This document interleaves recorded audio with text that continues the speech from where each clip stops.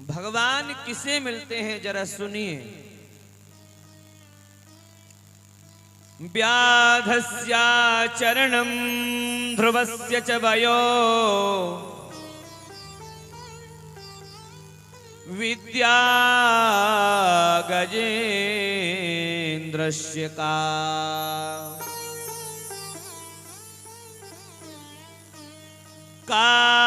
जातिर्विदुरस्य यादवपते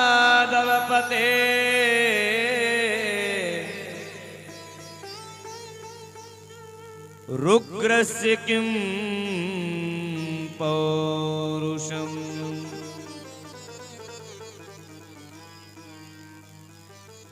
पुब्जाया किमु तत्र रूपमधिकम्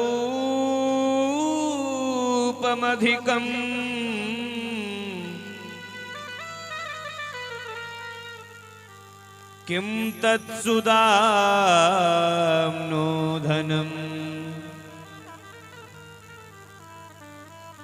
भक्त्या तुष्यति केवलं परमया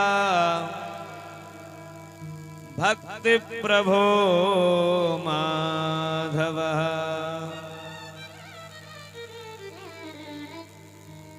भक्ति प्रियो माधवः।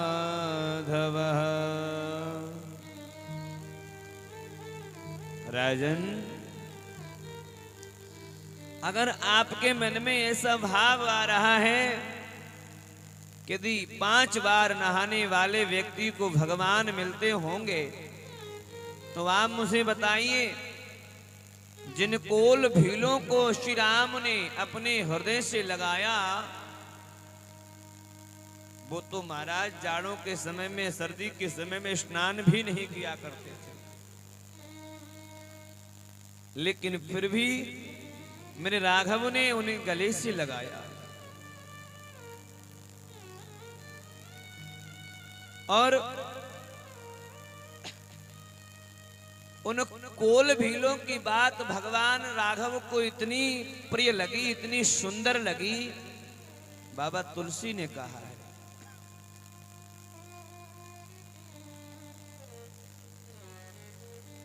कि महाराज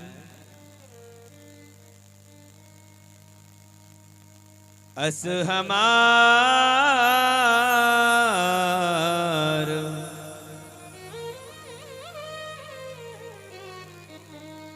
प्रभु बड़ शिव काई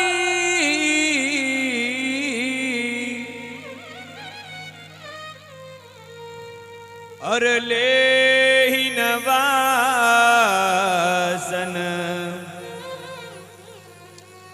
बसन चुराई।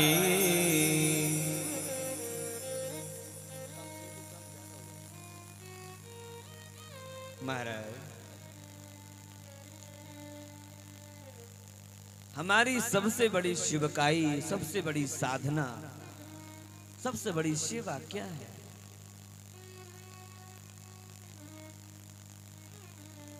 ले ही न वासन वसन चुराई। भगवान रीझ गए, राघव अति प्रसन्न हो गए। कितनी सरलता, कितनी मधुरता से इन्होंने ये बात मेरे सन्मुख प्रकट कर दी।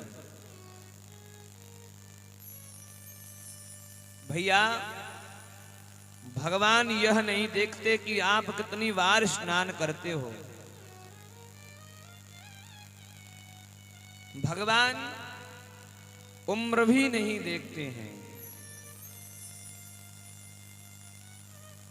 अगर उम्र देखते होते ईश्वर तो ध्रुव जी को कभी भगवान नहीं मिलते। 5 वर्ष के बालक ध्रुव को भगवान मिल गए। इससे सिद्ध हो गया कि भगवान उम्र नहीं देखते। आप कह रहे हो कि बहुत पढ़े लिखे व्यक्ति को, जो बहुत पढ़ा हो, इंटेलिजेंट हो, उसको ईश्वर मिलते होंगे? नहीं। अगर पढ़े लिखे व्यक्ति को भगवान मिलते होते तो भैया मुझे ये बताओ, गजराज, वो गजेंद्र किस स्कूल में, किस विद्यालय में, कहां की उसने डिग्रियां प्राप्त की थी। विद्या गजेंद्रस्य का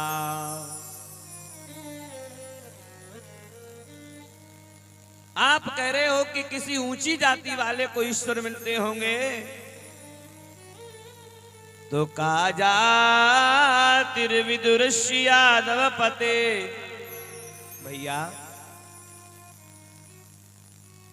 विदुर जी की क्या जाति थी? वो कौन से ऊंचे कुल खानदान के थे महाराज? एक दासी पुत्र, पर उनको ईश्वर मिले, उनको कन्हैया मिले, और मिले ही नहीं, विदुरानी के घर जाकर के मेरे गोविंद ने केलों के छिलकों का भोग लगाया, भोग पाया। भगवान विदुर जी के घर पधारे। दुर्योधन के 56 प्रकार के व्यंजनों को त्याग कर मेरे माधव ने कहा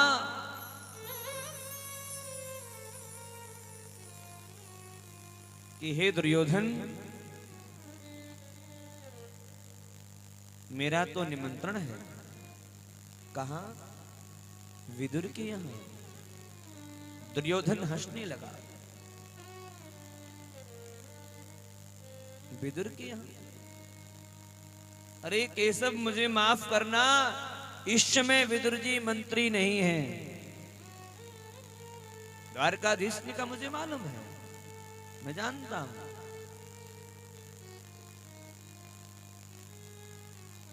इसमें वो मंत्री नहीं है, ये मुझे पता है। दुर्योधन कहता है तो आपको ये बात मालूम है, तो निमंत्रण कैसे आपको दे दिया? उनके घर तो स्वयं कुछ पाने के लिए, खाने के लिए नहीं है, आपको क्या पवाया जाएगा? आप बड़ी भूल कर रहे हैं। इन 56 प्रकार के व्यंजनों को त्याग कर और आप वहां जा रहे हैं जहां कुछ भी नहीं है आपके लिए।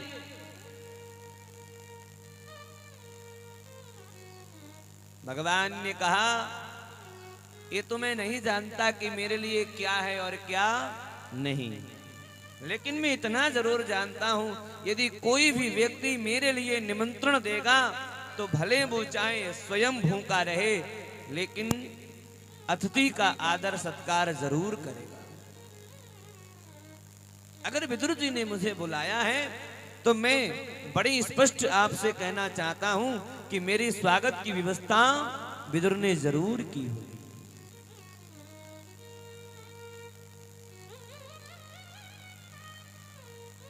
त्याग दिए 56 प्रकार के व्यंजन। भरी सभा में जब माधव ने ये कहा तो विदुर जी के नेत्रों से अश्रु प्रवाह हो गया। कितना करुणा वरुणालय है मेरा माधव, कितना दयालु है। मैंने इसको कब बुलाया? निमंत्रण तो मैंने दिया ही नहीं महाराज। अब विदुर जी उस भरी सभा में से दौड़े हैं बाजार के लिए, गोपों की वजरिया के लिए दौड़ पड़े। महाराज, कन्हैया मेरे घर आ रहा है, माधव मेरे घर आएंगे, मैं कुछ माखन, कुछ मिश्री, कुछ मेवे के कुछ लड्डू लेकर के घर जल्दी से जाऊं, इसके स्वागत की तैयारी करूं, व्यवस्था करूं। और विदुर जी बाजार दौड़े हैं।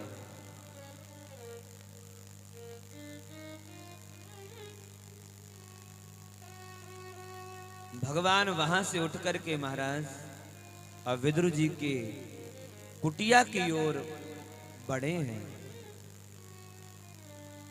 कदली का वन है, केले का बहुत सुंदर वन है, और केले के ही वन में महाराज इनकी सुंदर सी पर्णकुटी कुटिया बनी हुई है।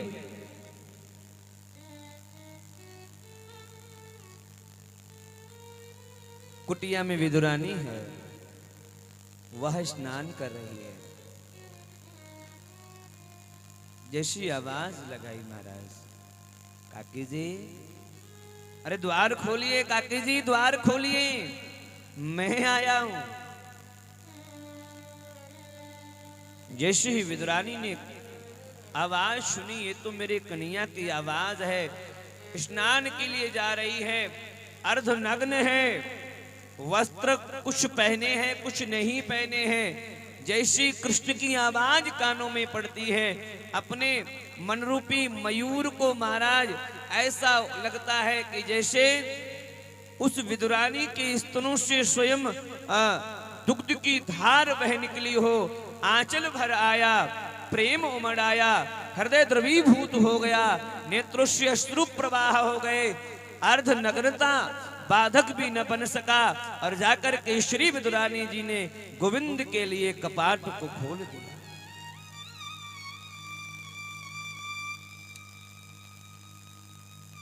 मनरूपी मयूर नृत्य कर रहा है। आज मेरा माधव गोविंद मेरे द्वार पर पधारा है। जैसे केशव ने देखा अर्ध नग्नता की इस स्थिति में काकी विदुरानी ने द्वार खोल दिया, अपना पीत पीतांबर जो है भगवान ने काकी को उड़ा दिया। भगवान की उंगली को पकड़ करके इधर बैठिए गोविंद, ये जगह अच्छी नहीं है, इधर आइए, नहीं नहीं इसको मैंने अभी चौका नहीं किया, इधर बैठिए, ये नहीं नहीं इधर भी झाड़ू नहीं लगी। पूरे घर में इस कोने से उस कोना, उस कोने से उस कोने, पूरे घर में घुमाया गोविंद को। और अंतिम में पटला सीधा डालना चाहिए, लेकिन प्रेम के इतनी विह्वलता उसकी बढ़ गई, उल्टा पटला डाल करके केशव से कहा बैठो बैठो केशव। अब भगवान को भी याद नहीं है पटला सीधा है या उल्टा। गोविंद भी विराज गए। अब गोविंद ने बड़े मीठे स्वर में कहा काकी मुझे बड़ी जोर की भूख लगी है, मुझे कुछ लाई है, मैं कुछ खाना चाहता हूं, क्या लाऊं? दौड़ी है विदुरानी, क्या दूं मैं गोविंद के लिए, मेरे पास कुछ नहीं है। याद हुआ कदली फल में लेकर आती हूं। कदली के वन में गई है, दौड़ करके महाराज एक पात्र में केला लेकर के आई है।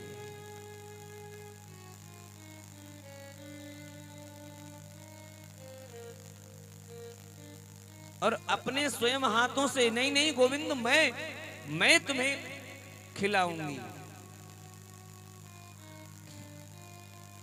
और छील छील करके महाराज केले की जो गिरी है वो तो फेंक रही है और छिलका भगवान को खिला रही है।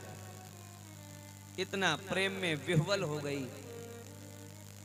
जब भगवान से सच्चा प्रेम होता है मेरे प्यारे, तो हमें ये मालूम नहीं होता कि हम क्या कर रहे हैं, हमारे पास कौन आया, हमारे पास से कौन गया, किसने मुझसे क्या कहा, ये कुछ भी पता नहीं चलता। जब व्यक्ति उस प्रेम में डूब जाता है तो कोई भी प्रतिक्रिया होती रहे उसको कुछ भी पता नहीं होता।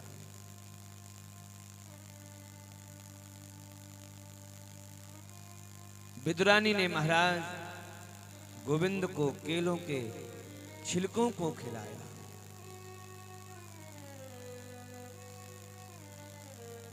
और गोविंद भी बड़े चाव से महाराज उन छिलकों को खा गए। बहुत आता।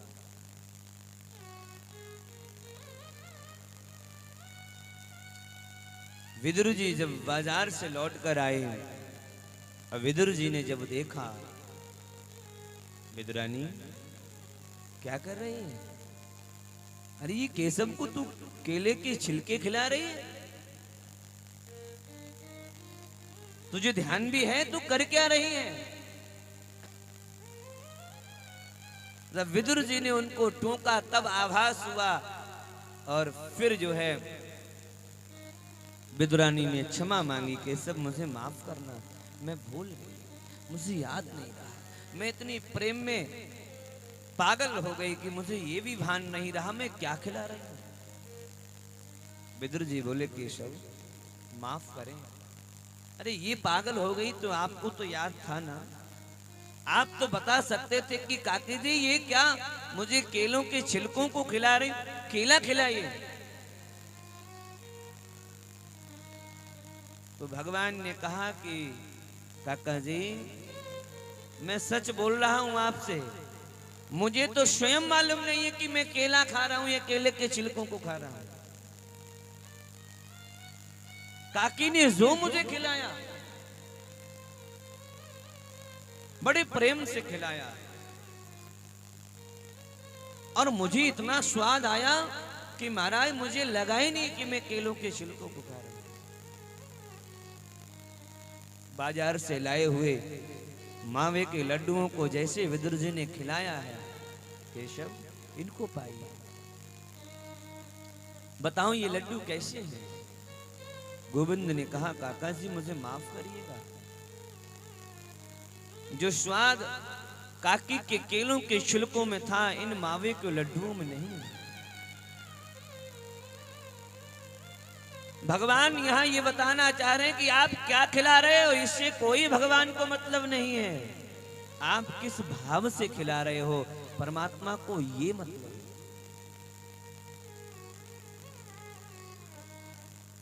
क्योंकि भगवान क्या कहते हैं कि भाव का भूखा हूं मैं और भाव ही बस सारे है, और भाव से भजता मुझे जो तो भव से बेड़ा पार है। भाव, भावना सुंदर होनी चाहिए। परमात्मा भाव से मिलते हैं। सुखदेव स्वामी ने कहा राजन, सुंदर जाति वाले को परमात्मा मिलते तो विदुर जी को नहीं मिलते। और आप कह रहे हो कि कोई रूपवान को, तो कुब्जा तो 3 जगह से टेढ़ी थी, त्रिवक्रा, उससे कोई भी बात करना पसंद नहीं करता था, लेकिन भगवान ने उसको अपनाया। अब बहुत धनवान को यदि भगवान मिलते होंगे तो सुदामा कितने बड़े धनवान थे। किम तत्सुदाम्नो धनम, सुदामा धनी नहीं थे। अरे राजन, भगवान मिलते हैं भक्त्या तुष्यति केवलम परमया, भक्ति प्रियो माधवा। माधव जिसका सुंदर हृदय होता है, जो भगवान को भाव से भजता है, जो भाव से भगवान की भक्ति करता है, ईश्वर उसको प्राप्त हो।